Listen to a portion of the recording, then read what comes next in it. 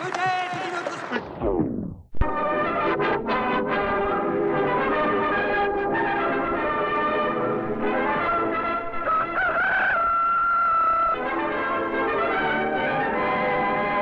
Le cinéma bouge encore, nous sommes là pour l'achever. Salut les amis.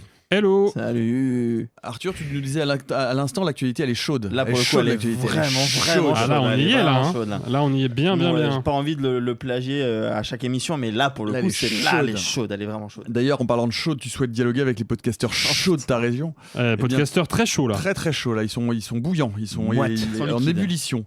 Eh bien, tu peux nous envoyer toutes les semaines toutes tes questions concernant le cinéma et l'image animée au 3615 sans trucage. Au singulier. À gmail.com. Non, ils réagissent plus. Je suis fatigué là. Plus de réaction. Allez, au menu cette semaine, Google fricote avec A24, Amazon fricote avec OpenAI et les Doobidoo fricotent avec les Doobidettes. Mais on commence par une enquête de Mediapart qui, une fois de plus, révèle des comportements problématiques, en l'occurrence ceux du réalisateur Thomas Lilti, notamment sur le tournage de sa série Hippocrate. Kevin nous envoie d'ailleurs un mail à ce propos au 3615. Je souhaitais vous demander ce que vous pensiez de cette enquête de Mediapart concernant Thomas Lilti, réalisateur d'Hippocrate, qui semble révéler des manquements face à plusieurs scénaristes passés sous le tapis et également des conditions de travail déplorables quand, ironiquement, Hippocrate s'intéresse aux conditions de travail du milieu hospitalier.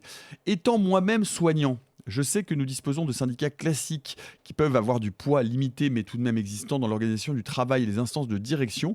Donc je suis curieux de savoir si dans le milieu du cinéma, les syndicats de travailleuses avaient également des réels moyens d'action, de présence dans les instances publiques comme le CNC ou d'autres possibilités d'agir pour améliorer les conditions de travail sur les plateaux. Et d'autre part, pour conclure, je tenais à vous remercier pour les petits temps que vous prenez régulièrement pour dire un mot concernant la santé mentale, les addictions, les discriminations. C'est précieux. Big up à toute l'équipe. Voilà, ça c'est très gentil. Ça nous conforte dans l'idée que c'est vraiment important de le faire. Donc deux choses. Déjà, peut-être reparler de l'affaire Thomas Lilti. Et puis ensuite on élargira un petit peu sur les questions plus structurelles et systémiques. Parce que je pense que mes camarades auront moult choses à dire. Je vais faire un petit résumé relativement bref de cette enquête. Déjà parce que c'est l'occasion de vous dire de vous abonner à Mediapart. Ça coûte pas très cher et en termes de journalisme et d'investigation en France aujourd'hui, c'est quand même un peu le phare dans la nuit. Donc allez-y et consultez cette enquête en détail qui est comme toujours très longue, très bien documentée. Je refais un petit point sur Thomas Lilti déjà parce que c'est pas le cinéaste français nécessairement le plus médiatique, même s'il a un certain poids auprès du public. Thomas Lilti, donc, il a un parcours de vie un peu particulier. C'est un ancien médecin qui va être découvert par le biais de son premier film, Hippocrate, qui a été par la suite décliné sur Canal+ en série télévisée à succès. Film qui s'intéresse donc aux conditions de travail des médecins et tout particulièrement des médecins aux urgences, dans le milieu hospitalier. Et il va creuser cette veine qui lui est donc très personnelle dans ses films suivants. Il va notamment réaliser Première année avec Vincent Lacoste et William Lebguil qui s'intéressent aux conditions de vie, disons-le tout de suite, pas toujours des plus évidentes pour faire dans l'euphémisme, des jeunes hommes et femmes qui se lancent dans des études de médecine et qui doivent donc affronter cette épreuve que l'on sait très dure de la première année. Et puis il va, en fait, tout au long de sa carrière, décliner ce rapport à la question du travail, des conditions de travail, de ce que le travail fait à nos corps, à nos esprits. Il l'a fait d'ailleurs en sortant aussi du cercle médical, puisqu'il avait réalisé un métier, c'est pas un métier difficile, si je dis pas de bêtises, le titre m'échappe, mais en tout cas, un de ses derniers films en date, qui s'intéressait au corps enseignant, mais c'est finalement plutôt logique puisqu'il y a des parentés assez évidentes. Un métier sérieux. Un métier sérieux, merci. Il y a des parentés assez évidentes entre le monde de l'hôpital et le monde de l'enseignement. Ce sont deux services publics dont on est en train de fermer les robinets budgétaires les uns à la suite des autres. Sauf que et là on en arrive au premier problème. Déjà je passe sur le fait qu'il y a deux enquêtes en vérité qui sont sorties par Mediapart, une sur laquelle je vais pas trop m'attarder parce que c'est une nouvelle histoire de VSS et que c'est pas nouveau mais faut quand même le dire. Thomas Lilti est accusé d'avoir filmé à son insu une jeune femme, ce qui est tout à fait répréhensible aux yeux de la loi, je le rappelle, ça relève clairement d'une atteinte à la vie privée. Je sais pas quelle est la qualification spécifique, est-ce que c'est considéré comme du harcèlement sexuel ou d'une agression sexuelle, je suis pas juriste, je peux pas répondre, quoi qu'il en soit c'est un délit. Et précisons qu'il l'a pas filmé dans la rue, il l'a filmé nu dans une chambre à son domicile. Voilà, et à son insu, à l'aide d'une caméra cachée. Donc c'est du moins ce que l'enquête affirme, puisque Thomas Lilti est toujours présumé innocent. L'autre enquête, qui est, je pense, la plus fournie, je vous lis un des premiers paragraphes. Au terme d'une enquête de plusieurs mois, Mediapart a pu documenter que Thomas Lilti a pillé, entre 2008 et 2020, le travail de plusieurs scénaristes, des femmes majoritairement, avant de solder les différents litiges par le biais de protocoles leur imposant le silence. Auréolé d'une double légitimité de cinéaste à succès et de médecin généraliste, alors même qu'il a été radié de l'ordre des médecins en 2012 puisqu'il avait cessé son activité, c'est une procédure normale, il a continué à user de son autorité de médecin et à exercer illégalement jusque sur les plateaux de tournage, mais aussi en utilisant l'ordonnancier de son père qui est gynécologue de profession. Alors, bon, sur l'exercice illégal de la médecine, pareil, j'ai pas grand-chose de plus à dire si ce n'est que c'est vraiment pas bien, faut pas le faire. Par contre, sur la question du pillage, et disons-le, du plagiat, parce qu'en fait il s'agit véritablement de ça, quand tu prends le travail de quelqu'un d'autre et que tu dis que c'est le tien, ça s'appelle du plagiat. Alors, non, en droit, le plagiat n'existe pas, c'est du vol. Oui, effectivement. Le plagiat est une notion qui existe, mais qui n'est pas une notion de droit. T'as raison de préciser ça. C'est considéré comme du vol. Je pense que sur cette question du vol, disons-le plus simplement et plus largement, des atteintes à la propriété intellectuelle, je pense qu'il s'agit en vérité de la deuxième omerta du milieu du cinéma français. Il faut le dire simplement. C'est-à-dire qu'il y a une omerta de longue date sur les comportements problématiques entre personnes, et notamment sur les comportements d'agresseurs et de harceleurs de pas mal d'hommes qui sont en vue dans le milieu et qui sont puissants. Sauf que par la force des choses, après des années de travail acharné du côté des journalistes, du côté des militants, du côté aussi, hélas avec une moindre mesure, des politiques, par le biais notamment de la commission d'enquête dont on vous avait beaucoup parlé, de Sandrine Rousseau et Erwan Balanant, il y a eu du progrès là-dessus. Aujourd'hui, c'est beaucoup moins évident de passer sous silence à l'échelle du système entier qu'est le cinéma français, des agissements relatifs aux violences sexistes et sexuelles. Par contre, sur la question du vol d'idées, alors là, je pense qu'avec l'affaire Thomas Lilti, on effleure le sommet de l'iceberg. Je rappelle qu'il y a encore quelques années de cela, Luc Besson avait été condamné pour atteinte à la propriété intellectuelle. C'était pour le film Lockout, qui était un vulgaire repompage à peine dissimulé de New York 97 de John Carpenter. Ce qui était intéressant avec cette histoire, c'est que Studio Canal et Carpenter avaient fait condamner Besson et les gens qui étaient impliqués sur la fabrication du film, mais c'était une procédure parmi beaucoup d'autres autour du même motif.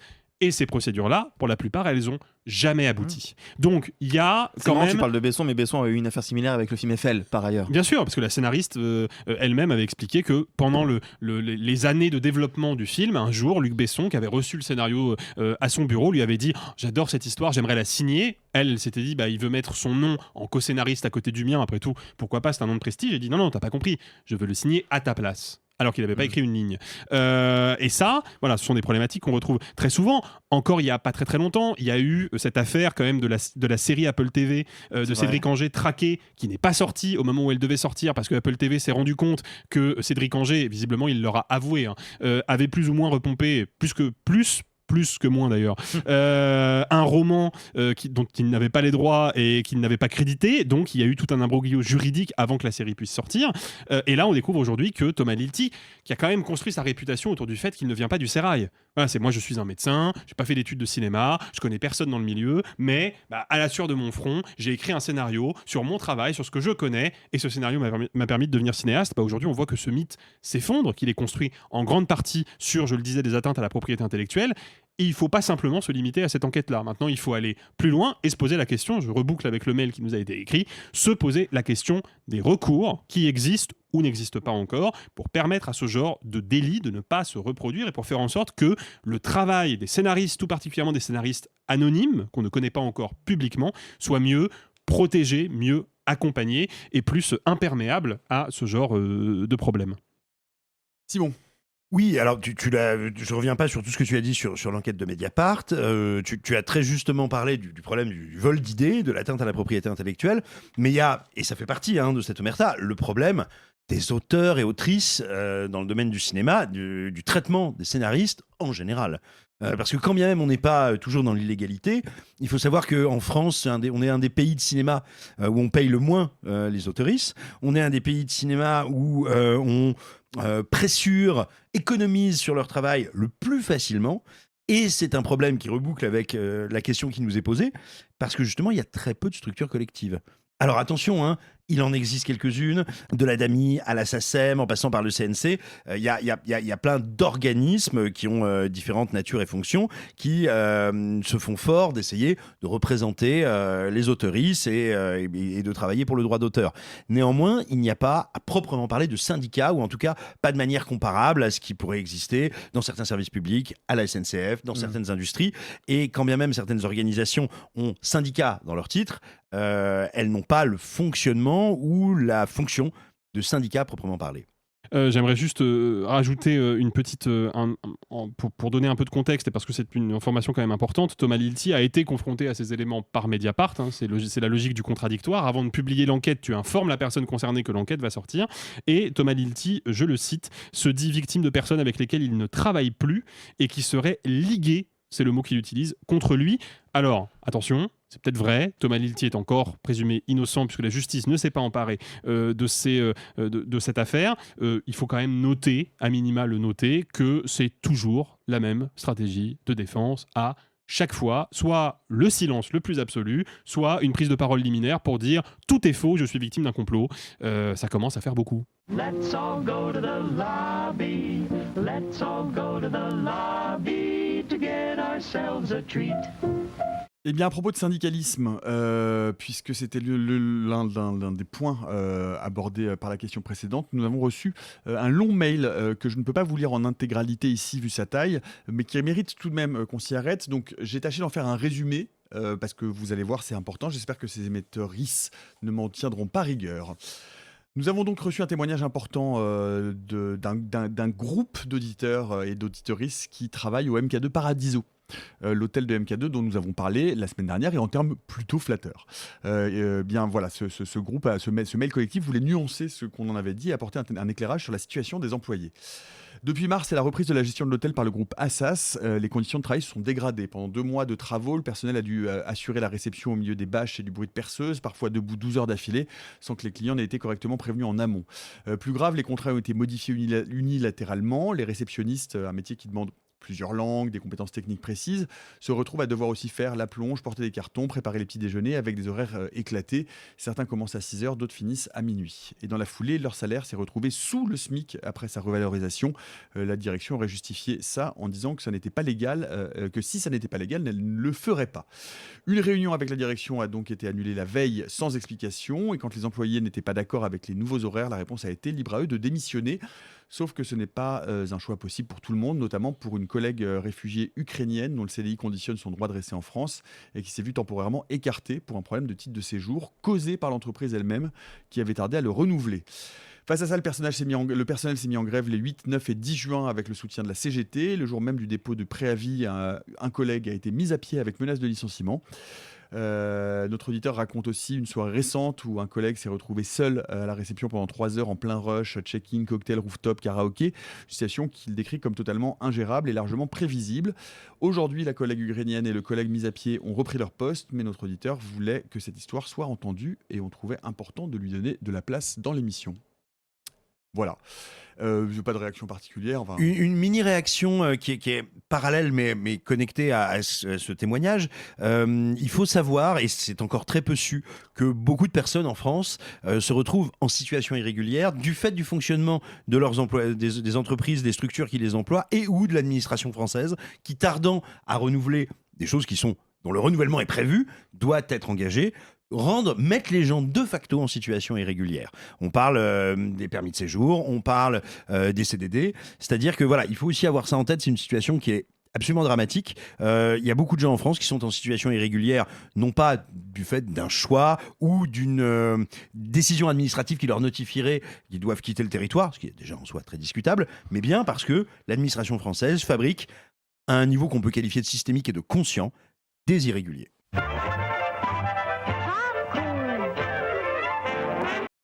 De Gaulle, partie 2, la grosse Gaulle de la Libération est sortie. C'est le nom officiel ? Est sorti. Ouais, c'est celui que j'ai lu sur les affiches, non, c'est pas ça ? Too Gaulle, j'aime bien. Too Gaulle Furious, c'est super. Est sorti étrangement vendredi et de façon anticipée, Alexis. Oui. Alors, pour quelle raison ? Posons-nous la question à 100 000 € du jour. Mais pour quelle raison Pathé choisit comme ça un peu entre la poire et le fromage, et surtout après la sortie du premier volet, de décaler, non pas vers le futur, mais bien en amont, la sortie de Gaulle partie 2. J'écris ton nom, puisqu'on va quand même le citer, hein, le vrai nom, c'est la bataille de Gaulle, j'écris ton nom. Ok, Damien Saez. Non, mais tu rigoles. Comme vous vous souvenez pas de ce sketch de Robin des Bois, puberté, j'écris ton nom. Oui, si. Voilà, si. C'est la même chose en fait, c'est le même titre. Voilà, donc pourquoi ce film est avancé au vendredi 26 juin ? Parce que le vendredi 26 juin, c'est le début de la fête du cinéma, où les places de ciné ne coûtent que 5 € par personne, et c'est en général un moment de grande affluence dans les salles françaises. C'est marrant ça. Pathé décale le film à un moment de forte affluence. Est-ce que ce serait pas parce que le premier volet est en train de bider sa mère ? Bah si. Alors attention, hein, on n'est pas sur un bid spectaculaire, le truc il a pas fait 12 000 entrées, il en a fait plusieurs centaines de milliers, il n'y a pas de problème. Hein. Globalement, ça reste un succès au sens où beaucoup de gens se déplacent pour le voir. Mais on est loin des millions d'entrées nécessaires pour que le film soit rentable. Et ben voilà, c'est là où est le point, c'est que le film, dans l'état actuel des choses, paraît impossible à rentabiliser. Surtout qu'on est sur une logique de diptyque, et même si c'est pas toujours vrai, c'est quand même souvent le cas. Quand tu sors un diptyque à quelques mois ou quelques semaines d'intervalle, il arrive que le deuxième volet fasse un petit peu moins d'entrées que le premier, tout simplement parce que parmi les spectateurs du premier, il y a des gens qui l'ont pas aimé et qui donc ne trouvent pas d'intérêt à aller voir le deuxième.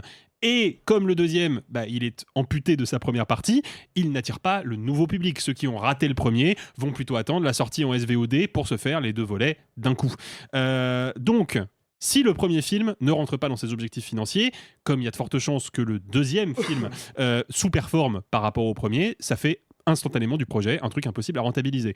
Moi, ce que je trouve fou, c'est pas ça. C'est pas le fait que Pathé décale le planning pour essayer de maximiser le profit. Le problème, c'est que Pathé ne se soit jamais dit avant de faire le film que ça allait être impossible de rentabiliser ce bousin, en fait. Moi, c'est ça qui me continue de me dépasser. Un diptyque à plusieurs dizaines de millions d'euros sur le général de Gaulle, qui, pardon, désolé de le dire, est certes une figure patrimoniale, mais une figure qui parle pas beaucoup à la jeunesse et qui ne parle d'ailleurs pas beaucoup non plus aux générations les plus anciennes. Moi, mes parents, ils sont nés en 1958, aller voir un biopic sur de Gaulle, ils en ont rien à foutre, par exemple. Et je pense qu'ils sont pas les seuls. Donc, je ne comprends pas cette stratégie, et je pense que là, on est en train de voir vraiment la limite de la blockbusterisation historique des films Pathé en train d'être atteinte. Je pense que là, ça va poser des vrais problèmes. Il y a un truc qui est d'autant plus intéressant, c'est qu'effectivement, ils misent sur la fête du cinéma. La fête du cinéma, c'est quoi ? C'est que les places de cinéma, partout en France, sont à 5 €. Une place à 5 €, Pathé se met beaucoup moins dans les poches aussi. Donc c'est-à-dire qu'ils espèrent que ça va générer un nouveau bouche à oreille, parce que sur les places qu'ils vont vendre là pendant le week-end, ils vont se faire beaucoup moins d'argent qu'auparavant. Ce qu'ils espèrent aussi secrètement, c'est qu'il y a des gens qui vont se dire maintenant que ça coûte 5 €, on peut peut-être se faire les deux d'affilée, entre guillemets. Ouais, il faut se les farcir, hein, les 6 heures de... Ou se faire le premier, profiter de l'événement médiatique qui est ça. La sortie du second pour déjà regarder le premier. Il faut voir le nombre de copies qu'il reste encore du premier 3 semaines après sa sortie. Il y a un autre truc que je ne peux pas m'empêcher de retirer de la tête, mais c'est peut-être moi qui suis parano par ailleurs. Le film a été avancé, les projections presse n'ont pas été décalées. C'est-à-dire que pour une grande partie des médias, je ne parle pas des quotidiens, mais les autres, c'était parfois compliqué d'en parler parce que ça rentre pas forcément, parce que ton hebdo il est déjà écrit, composé, donc bizarrement tu peux plus parler du film. Et quand on sait ce qui s'est passé vis-à-vis de la journaliste de France 24 qui a été mise de côté, où il y a eu beaucoup de réactions de la part de certains journalistes, je ne sais pas, vraiment là c'est vraiment purement mon esprit un peu parano qui me dit au passage s'il pouvait faire une petite, tu vois. Alors moi je pense vraiment pas, pour une raison toute simple, c'est que le film, et je le dis, c'est pas parce que moi je l'ai pas très peu apprécié que je dis ça, mais vraiment bien reçu par la presse. Il a été ultra bien reçu par la presse, et je pense que le souvenir de son accueil positif est encore frais, et que donc la problématique d'avoir, tu vois, les journalistes qui en remettent une seconde couche était moins importante. En vrai, le film a été plus que bien reçu par la presse, y compris par la communauté des historiens, ma grande surprise. Mais c'est vrai que c'est bizarre ça. C'est bizarre, mais parce que je pense que peut-être pas tous. Non, pas tous. Mais tu vois, par exemple, et sans revenir sur les qualités ou défauts intrinsèques des films. Oui, par rapport au Giannoli. Tu vois, le Giannoli a déclenché un véritable débat historique. Un véritable débat. Encore une fois, quoi qu'on en pense, je me positionne pas là-dessus. De Gaulle, dont on peut dire, je pense, assez sobrement qu'il n'est pas moins aventureux avec l'histoire, a beaucoup moins agacé. Mais peut-être parce qu'on est face à une espèce, de figure du commandeur et de totem historique qui prête moins à d'âpres débats, étant donné l'époque dans laquelle nous sommes, que à la figure du collaborateur. J'aimerais juste du coup faire cette précision, même si bon, elle est accessoire, mais c'est la raison pour laquelle on vous a pas parlé du film dans l'épisode de vendredi dernier, alors que cet épisode est sorti le jour de la sortie du film, et on vous en parlera dans l'épisode de vendredi prochain, tout simplement parce qu'avec le décalage de planning qui ne prenait pas en compte le décalage des projections de presse, d'un seul coup c'était compliqué pour nous de le voir à temps. Voilà. Wouldn't a good hot cup taste good right now? Ask for a cup of whipped hot chocolate at our snack bar. Google investit 75 millions de dollars dans le studio A24 A24 avec pour ambition de développer l'IA, Simon. Est-ce que c'est une trahison ? Je pense que c'est assez simplement le reflet de plusieurs développements et soubresauts économiques et industriels aux États-Unis. D'un côté, l'IA fait face déjà à ses limites et à la potentialité d'explosion de sa bulle. On sait que c'est une bulle énorme, qu'il y a une bulle technique, techno, tout simplement, des techs aux États-Unis qui est gigantesque. Je ne vais pas rentrer dans le détail parce que, vous le savez, ce n'est pas ma compétence première, l'analyse financière, mais néanmoins, vous avez tout un paquet d'analyses de différents bords assez précises disponibles sur les internets. Actuellement, la croissance américaine et la croissance notamment des indices boursiers n'est portée que par la tech. Or, c'est une bulle. On l'a vu avec SpaceX qui a connu l'introduction boursière, une des plus spectaculaires de l'histoire de ce secteur, mais qui est déjà, pour le moment du moins, en train de se dégonfler, vu qu'elle a perdu quasiment toute sa plus-value pour revenir. Elle est même passée très légèrement en dessous de son IPO, de son introduction en bourse. Mais globalement, sur, je crois, le Nasdaq, on est à moins 2% au global, et c'est vraiment la tech qui prend cher. Pourquoi ? Parce que les boîtes d'intelligence artificielle réclament, exigent des investissements massifs, des investissements dans la recherche fondamentale, des investissements pour faire tourner les data centers, des investissements permanents pour les renouveler, les agrandir, mais ne rapportent pas de pognon. Au contraire, elle en perd énormément. Elle a donc besoin, évidemment, de rentrer à l'intérieur des entreprises. Pour devenir indispensable, il faut qu'elle fasse rentrer ses techniques, ses propositions commerciales à l'intérieur d'entreprises. Qu'est-ce que c'est A24 ? C'est maintenant un des derniers studios américains qui n'appartiennent pas à un GAFAM ou à une grande entreprise de SVOD. Et qui est sacrément rentable. Voilà, et qui est sacrément rentable parce qu'elle a su se positionner sur un créneau qui est... petit film, fort concept, énorme retombée, pas encore commerciale, mais médiatique.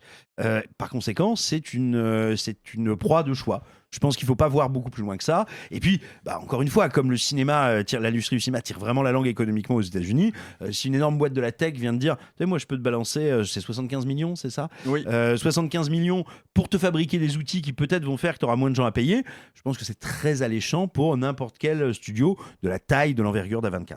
Arthur. Ce qui est assez intéressant avec ce partenariat, c'est que, en fait, moi, j'ai lu un article, mais je sais qu'il y en a plusieurs qui ont le même angle et le même point de vue, notamment Wall Street Journal et IndieWire, qui disent qu'en fait, ce qui est intéressant, c'est qu'A24 s'est construit autour du mystère A24. C'est-à-dire que, pas tant sur les films, les scénaristes, les cinéastes, mais sur comment ils décident de greenlighter un tel projet ou tel projet, leur ligne édito, quoi. Leur ligne éditoriale, quels sont les processus de fabrication du film, etc. Et ils ont toujours été très discrets.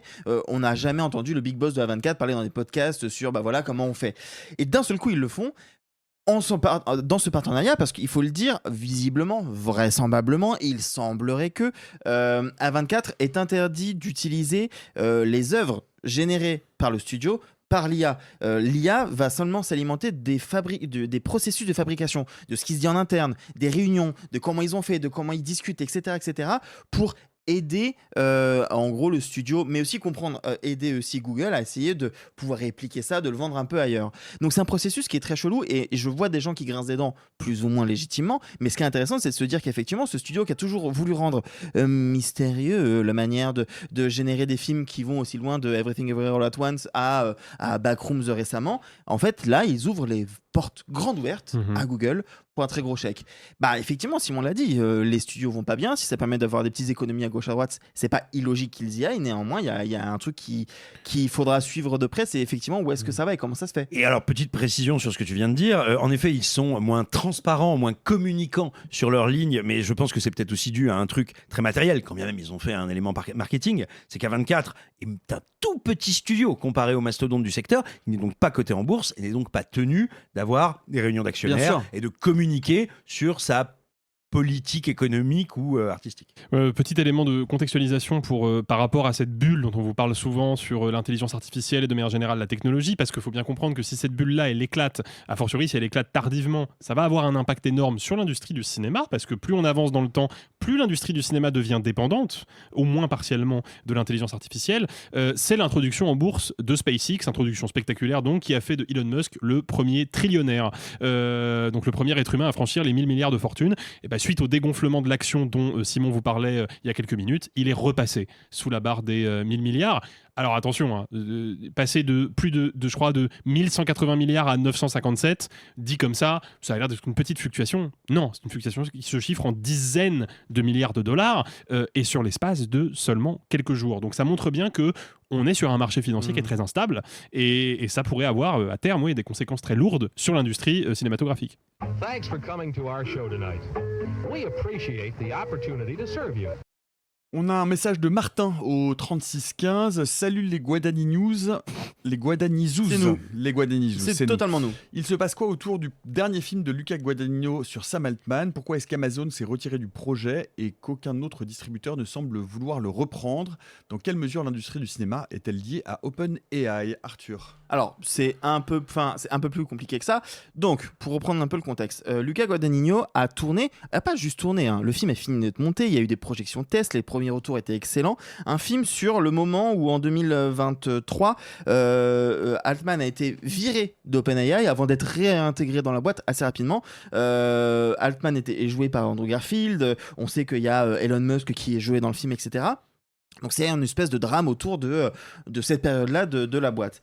Effectivement, le truc, c'est que Guadagnino, ça fait plusieurs années qu'il travaille avec MGM. Souvenez-vous, Challengers devait pas sortir en salle en France chez nous parce que MGM et Amazon étant liés, il était question que le film sorte sur Prime Video. Mais voilà, donc Guadagnino travaille avec MGM, le film est greenlighté, tout le monde l'a lu, tout le monde sait de quoi ça parle. Sauf que en février, il y a eu un grand partenariat entre Amazon et OpenAI, notamment pour augmenter le côté intelligence artificielle de l'Amazon Web Service et de développer des nouveaux modèles. Ça a été un gros investissement de la part d'Amazon qui a coûté 50 milliards. Donc, c'est pas un petit partenariat. Oui, sauf que qu'est-ce qui se passe ? Et bien visiblement, dans les premières projections test, ce qui a été dit, c'est que le film est très bien reçu, les gens aiment beaucoup le récit, le scénario, etc. Mais Sam Altman, il a pas l'air très sympa. Et Musk non plus. C'est bizarre. Eh ben, c'est bizarre, mais il y a Amazon qui a dit bon bah désolé frérot, mais là, en fait, vu qu'on travaille avec Altman, ça pourrait être mal vu. Enfin, ils l'ont pas dit comme ça. Hein. Ils ont dit on a le plus grand respect et admiration pour Luca Guadagnino, qui est un cinéaste reconnu et récompensé, sans mentionner le fait qu'on a une longue relation avec lui, que l'on espère de pouvoir continuer. On croit qu'Artificial, qui est donc le nom du film, sera mieux servi s'il est distribué par un studio différent, et on travaille activement et proche du cinéaste pour l'aider à trouver le meilleur endroit pour que le film puisse sortir. Oui, on sait très bien ce que ça veut dire. Ça veut dire que le film va sûrement pas être très sympa avec le big boss d'OpenAI dont Amazon vient de faire un gros deal, et que c'est pour ça qu'ils s'en débarrassent. Alors attention, dans le mail qui nous est dit, c'est pas forcément que les IA s'intègrent partout, c'est juste que là, pour le coup, le deal entre Amazon et OpenAI est gigantesque. Le vrai sujet, c'est... ils le savaient depuis longtemps. Enfin, ils ont lu le scénario, ils connaissent Guadagnino, ils savent ce qu'ils veulent faire. Le deal avec Sam Altman, il date de février. Et pourquoi attendre maintenant ? Moi, je pense, et c'est en tout cas ce qui sort dans la presse, hein, notamment via Variety, c'est que c'est vraiment ces premières projections tests qui ont fait dire que c'est chaud. Genre, c'est chaud. Mais moi, ce que je trouve déconnant, c'est de se dire mais pourquoi il a fallu attendre aussi longtemps ? Alors, rassurez-vous, vu la qualité de ce qui est dit justement dans les projections tests, qui sont des projections très importantes pour les distributeurs et pour les producteurs aussi, pour les aider à le vendre, je ne doute pas que quelqu'un va le racheter assez rapidement. À mon avis, ça sent le coup de fil de Ted Sarandos assez rapidement. Par exemple. Ça va finir sur Netflix, cette histoire. Par exemple. Mais voilà, mais c'est pas très étonnant de la part d'Amazon, qui par ailleurs n'est pas le studio le plus cinéphile de la bande. Quand bien est-ce qu'il y en a, c'est un autre sujet, mais je veux dire, voilà. Je pense pas qu'il fallait faire une corrélation précise entre l'IA et les studios. C'est foutu, on peut plus dire de mal de l'IA. Je pense que c'est plus complexe. Je pense que là, il y a un cas précis, c'est-à-dire que imaginez, c'est comme si on avait Fincher qui était à coquiner avec Facebook au moment de la sortie de Social Network. Bah, tu m'étonnes que Zuckerberg ne voulait pas que le film sorte, vu ce que raconte le film. Bah là, je pense que c'est une action un peu similaire.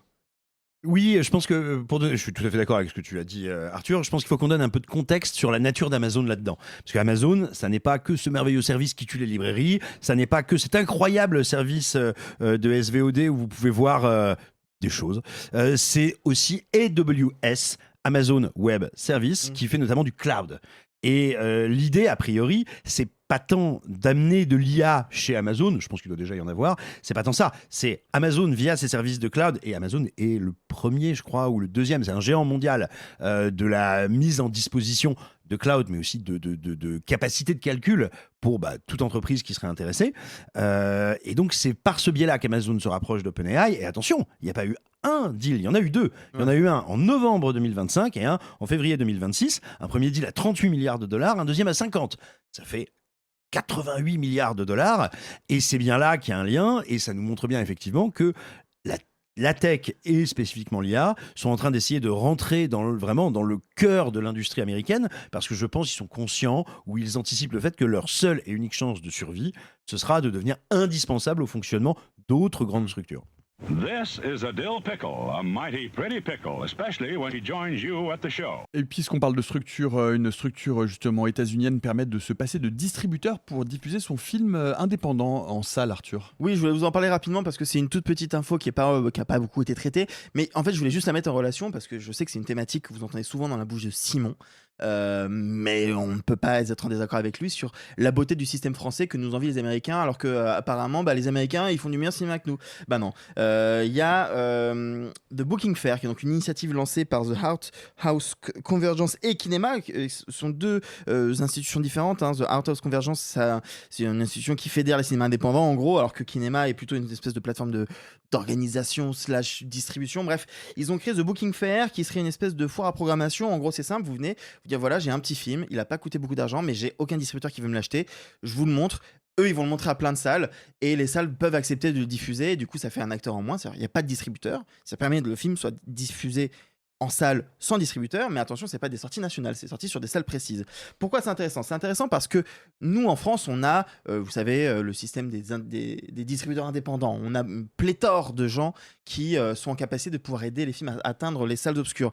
C'est moins le cas aux États-Unis. Et ce qui se dit un petit peu dans le milieu, via les relais professionnels que j'ai pu lire autour de ça, c'est que c'est archi bouché. Mais c'est archi bouché. Et on n'a jamais eu, à l'heure actuelle, autant de films faits qui ne peuvent pas sortir. Et ne peuvent pas sortir, pas juste en salle, mais parfois même en plateforme ou en SVOD ou en VOD tout court. Et donc, ce projet-là, il vient pour essayer de s'intégrer et de dire aux gens, mais écoutez, peut-être qu'on peut essayer de sortir les films de manière épisodique à certains endroits, en fonction de s'il y a telle salle à tel endroit qui a une appétence à un moment, de le reconnecter à un autre truc, etc. C'est intéressant comme procédé. C'est tout nouveau, ça vient tout juste de sortir, c'est IndieWire qui sort l'information. Moi, ce que je voulais juste en dire, c'est nous, on n'a pas de structure similaire en France. En France, il faut avoir, malgré tout, il y a des séances non commerciales, ça peut être assez exceptionnel ou autre, mais je veux dire, on a besoin d'avoir un distributeur en France, mais en France, on a plusieurs choses. Déjà, on a la chance d'avoir l'AFCAE, l'Association française des cinémas d'arrêt d'essai, et on a la chance d'avoir un réseau d'arrêt d'essai qui permettent de mettre en avant des films par des plus petits distributeurs, pour des plus petits films. C'est-à-dire qu'en France, on peut avoir des semaines où on a 25 films qui sortent et il y en a certains qui n'ont que 12 copies. Mais c'est quand même 12 copies qui existent à travers la France. C'est pas la même chose aux États-Unis. Ils n'ont pas de système vraiment de protection des salles. La notion d'arrêt d'essai, si je dis pas d'ânerie, Simon, elle n'existe même pas vraiment aux États-Unis. Non, en effet. Et puis surtout, nous, c'est la chronologie des médias qui fait que on peut pas sortir un film n'importe comment. On peut pas aller voir et dire tiens, je le mets un coup là, un coup là, un coup là. La chronologie des médias et voilà, l'obtention d'un visa d'exploitation. Donc voilà, c'est un tout petit truc, mais c'est pour dire, encore une fois, les États-Unis, qu'on érige comme étant un modèle sur le système de production hollywoodienne, est en train de plus en plus de tendre vers trouver des solutions pour faire en sorte que les plus petits films existent, parce qu'ils n'existent pas, et à trouver des alternatives, alors que nous, en France, on a un système qui, attention, je dis pas que tout va bien dans le meilleur des mondes, c'est pas le cas. Mais voilà, on a déjà des organismes qui défendent et qui permettent à des petits films d'exister. C'est pas forcément le cas partout ailleurs. Et donc voilà, je voulais revenir rapidement sur cette notion-là, parce que je pense que c'est intéressant de l'avoir en tête également quand on réfléchit en termes de box-office, de sortie, de nombre de copies, etc. Allez, pour finir, nous avons reçu plusieurs messages du Doobidoo Research Facility International Center for Science, Peace and Prosperity. D'accord. C'est quoi l'acronyme ? Le DRFICSPP. C'est très long. Alors les mails sont très longs, très très circonstanciés. Ils reviennent globalement sur le message de Chantal qui reprochait à Jean-Patrick Patoche l'emploi du terme doubidette, terme utilisé par un certain seigneur Enguerrand Foulques de Doubidou Pestilent au XIVe siècle. Ça devient une véritable télénovela, je m'y perds moi-même. Bref, je vous en lis un court extrait, par rapport à la prolificité générale du message et qui est la conclusion des recherches du Doubidou Research Center. Le parchemin rapporte qu'Enguerrand Foulques du Doubidou Pestilent, seigneur de Basse-Courvoisade au XIVe siècle et surnommé le prolifique et pas pour ses récoltes, s'était fixé un objectif grandiose, engendrer la descendance la plus drôle de tous les temps. Selon les croyances moyenâgeuses de son époque, le rire provenait du bidou, aussi baptisa-t-il s'aligner les doubidous, du vieux terme bidou associé à adouber, car il entendait anoblir le rire lui-même.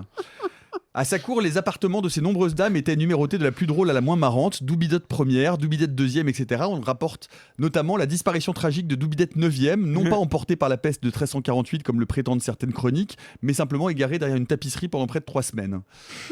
C'est Doubilol. Il eut ainsi 2 grandes branches de descendantes, celle issue de sa première concubine, la duchesse de Millefeuille, et celle issue de sa troisième concubine, la comtesse de la Tourte.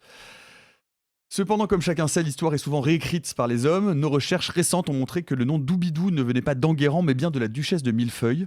Celui-ci avait transmis la recette secrète de sa famille, le fameux Doubidou Pestilent, un mets composé de hareng, de morue et d'un ingrédient jalousement gardé, la coucoumelle, dont il fallait impérativement retirer le pied, réputé extrêmement indigeste. La duchesse préparait inlassablement ses bons petits plats à son seigneur, lequel ne la gratifiait jamais d'un merci ni d'un s'il vous plaît. Afin de lui enseigner quelques bonnes manières, elle décida un jour de lui servir un Doubidou Pestilent agrémenté de plusieurs pieds de coucoumelle. Elle espérait seulement lui infliger un solide mal de ventre, mais Enguerrand, l'arrogant qui se proclamait seigneur et maître du Doubidou Pestilent, succomba en 1361 à une indigestion foudroyante alors qu'il siégeait sur son trône. Ainsi, il disparut sans avoir jamais remboursé son teinturier. C'est d'ailleurs pour ça que Crézy Antonin a perdu un tiers de ses intestins et une partie de son estomac. Non mais il fallait faire du digging pour remonter à Crézy Antonin. Même vous souvenez pas de Crézy Antonin? Si. Non, je me souviens pas. Non, je sais plus. Toutes mes excuses pour la personne qui a écrit le mail, j'ai pas écouté. Je suis cuit là, j'en peux plus. La terrine de croûte de foie de porc ou de sauterne qu'il a mangé contenait des stipes de coucoumelle. Voilà, je vous laisse avec ça. Je suis moi-même débordé par cette famille et cette généalogie. Je ne sais plus quoi faire, quoi dire, peut-être attendre une réponse de JPP. En fait, le truc, c'est qu'on avait dit aux gens de nous faire un arbre généalogique. Il y a quelqu'un qui derrière nous l'a gentiment fait. En dessin. Faudra qu'on voit comment on peut essayer de le diffuser parce que il faut peut-être faire une ligne. Là, j'ai faire de l'archivage, les gars. Là, j'ai l'impression que notre audience veut faire un livre sur l'histoire des Doubidou, mais attention, ça a un potentiel commercial très faible. Très faible. Faible. Attention, moi, cet arbre généalogique dessiné m'a un peu rappelé une œuvre de sinistre mémoire. C'est L'écran noir de Mes Nuits Blanches, le dessin réalisé par Finocchetti, meurtrier du Sac qui massacra toute une famille dans les années 70. Si c'est ça la rêve, c'est chaud. Je me suis demandé si c'était pas une rêve. Est-ce qu'on encourage les gens à continuer à creuser ce... T'as créé un monstre, Nico, faut que tu l'assumes. Je suis inquiet, on verra, j'attends, je reste en position d'attente. Peut-être de Jean-François près de Mâcon qui pourrait nous dire ce qu'il pense de tout ça. Moi, je ne sais plus. Si un jour on passe près de Mâcon, c'est peu probable. Mais si un jour on passe près de Mâcon, près du Leclerc qui n'a pas été refait. Ouais, voilà. En tout cas, on a une audience très attentive et ça, on vous en sait vraiment gré. Les mecs, ils sont plus attentifs que nous. Mais c'est super. C'est terrible, quand même. On a énormément de chance et on vous embrasse par ailleurs. Vous ne nous méritez pas. C'est ça. On ne vous mérite pas. C'est la on est fatigué. Alors, allez, Kenavo les bouseux. Allez, vous faire cuire le cul, voilà. Sur ce, les amis, on se retrouve demain pour notre épisode. On va prendre des cours de russe. Bye les amis et gloire au Doubidou.